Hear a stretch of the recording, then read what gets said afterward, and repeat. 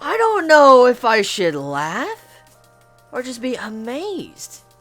I mean, obviously I'll laugh my ass off because, damn, I never expected to be this entertained by a fan service episode. Like, oh my god.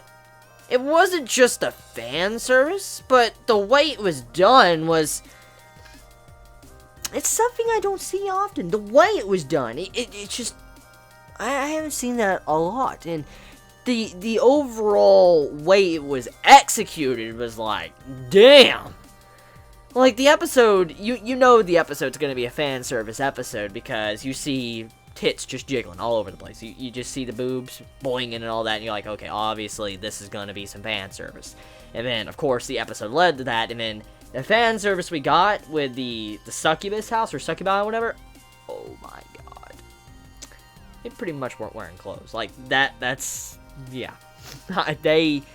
I'm surprised. I am really, really, really fucking surprised that was not censored. I don't know if that was censored in Japan, because sometimes when, Crunchyroll or Funimation, they, translate it, it's usually not censored. Sometimes it's decensored for us, English, subtitle watchers, and the Japanese actually get stuck with censor. So I don't know if these scenes were censored or not, but the scenes in this episode in question I'm talking about, when, Kazuma was trying to pretty much have a sweet sex dream, I thought there would be censors for this, something like that, because what we saw in this episode was, like, something I've seen less get censored. There you go. I've seen less get censored in anime, especially fan service.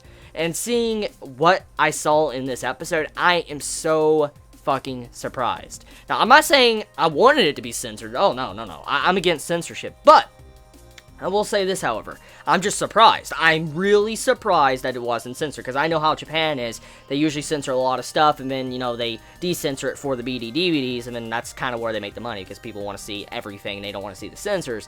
And seeing how that was done, I'm just, wow. I cannot believe what we saw in this episode, because they straight up might as well not have been wearing clothes. That's literally how the look of it. Like, my god. I just cannot believe Konosuba got away with that without censors. It might have been censored. We could have gotten the uncensored version. I've seen that before, but yeah. Anyways, enough of that. This episode is funny, but very, very sexual in a way. So, if you're not a fan of fan service or sexual content in general, if that really bugs you when you watch anime or read manga, obviously you're gonna hate this episode. That's gonna be, I think, the general consensus when you watch this episode. If you hate fan service, you can't stand it, you're gonna fucking just, you're gonna hate this episode a lot. But if you are someone that likes Prison School or something, or if you like fan service here and there, you're probably gonna enjoy this episode, not just for the fan service, but for the comedy as well. Because the comedy, it's very crude comedy, but it's very fucking funny the way it's done, especially with Kazuma to all the other scenes that are in this episode. Like, when you see Kazuma debating if he should stay there and eat the food, like the crab, and drink with his friends, and then he's like, I can't do this, it's tempting, and then he's like having an emotional moment, he's like, oh, don't smile like that, you're making me feel fucking guilty, you always say these nasty things and making me weirded out, but then you do this genuine smile and all that, it makes me feel guilty, and then all of a sudden, right after that, he's like, well, I'm gonna go to sleep, bye guys, and I'm like, bro, that's fucked up. That's just fucked up. Now, we know Kazuma, he's kind of an asshole, okay? Well, we know Kazuma is a fucking asshole. He does this type of shit. But seeing how he done that, I was like, yo, what the fuck? Like, just Kazuma is so funny. He's funny as fuck. Just the way he acts and the way he treats people. Like, the ending of the episode, oh my god. Like, before I even talk about it, let's talk about the middle half. So Kazuma, he wants to have a very sweet dream. A dream that, he can kind of control in a way and have, like, a sexual dream. And that's exactly what he wanted. That's exactly what he did. He wanted that. And we don't know exactly everything he wanted because we didn't get to actually see it, but it was something very similar to what we saw, especially with Darkness.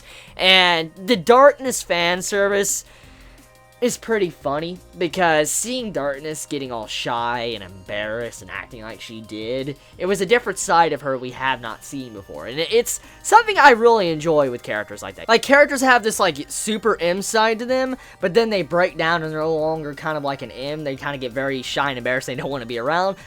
It's pretty funny seeing characters like that, and seeing how Darkness was acting, I was having a good laugh at that, and then how Cosmo was acting, he was just, what the fuck, just Cosmo, the way you were acting.